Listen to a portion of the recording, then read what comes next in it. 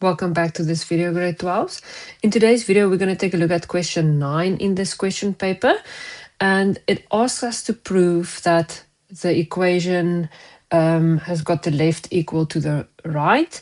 So if we look at the left-hand side, we are definitely looking at compound angles.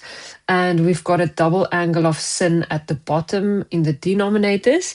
So we're definitely going to start working on the left-hand side.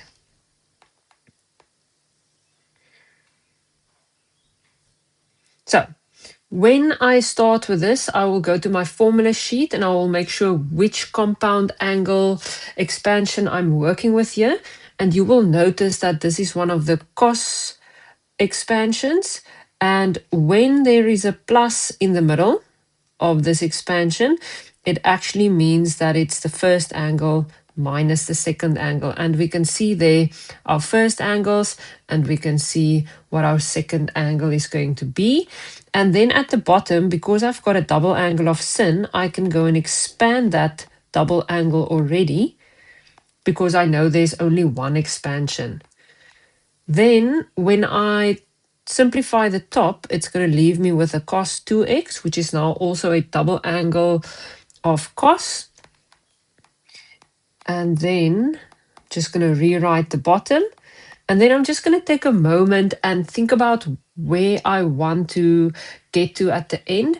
So I want to have a cos x minus sin x at the top if I'm now looking at the right hand side. And then I want a cos x plus sin x at the bottom. So if I go to my formula sheet and I look at the double angle expansions for cos, the only one that would give me a cos and a sin is the difference between two squares expansion. And that expansion says cos square minus sin square of the angle.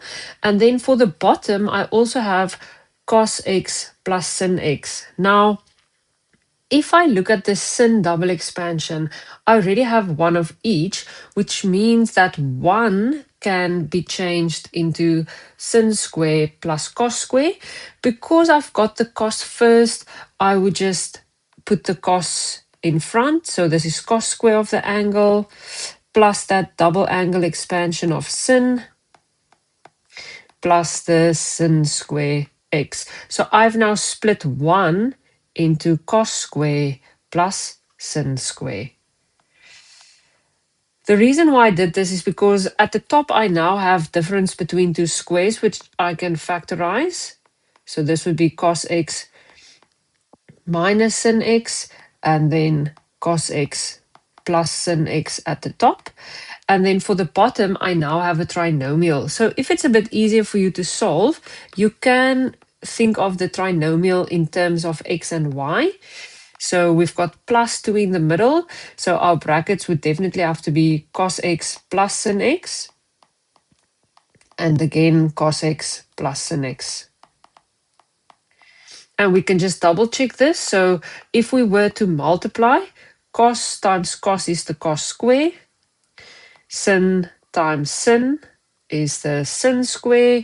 And then if we say cos times sin and sin times cos, both of them are positive, so we get the plus 2 in the middle. And now we can also see that the one positive bracket at the top and the positive bracket at the bottom can cancel out. We've got one term, so they are allowed to cancel out.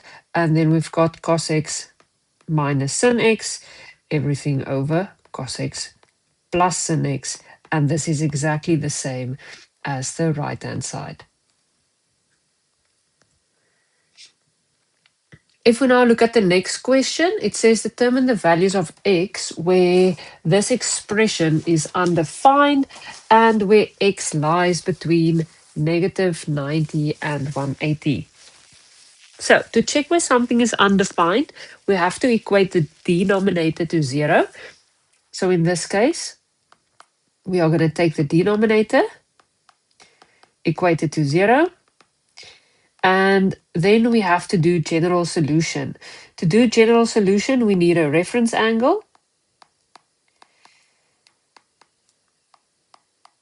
And then our reference angle would be 90 degrees.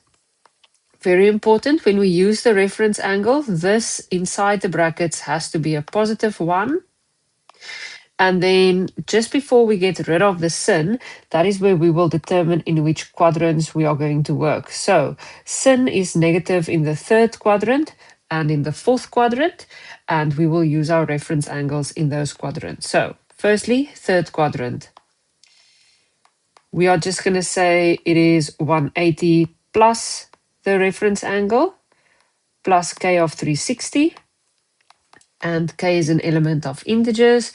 And then to get x alone, we are just going to divide the 2 away, and that would leave us with 135 plus k of 180. And then we got to work in the next quadrant, which is the 4th quadrant. And we are also going to say in the 4th quadrant, it is 360 minus the reference angle plus k of 360. And again, we have to get x alone, so we got to divide everything by 2, and it gives us the exact same general solution as the previous quadrant. Now, this question asked us or specified that x should lie between negative 90 and 180. So this means that we still have to go and sub values into k. So in my calculator, I would type in this, but instead of typing k, I would just do open bracket, close bracket, and then I would start by substituting negative 2 and then 2, and then negative 1 and positive 1, and then 0. So once you do this, you will see that there are only 2 answers that fall within this interval. The first one is negative 45, and then the second one is 135.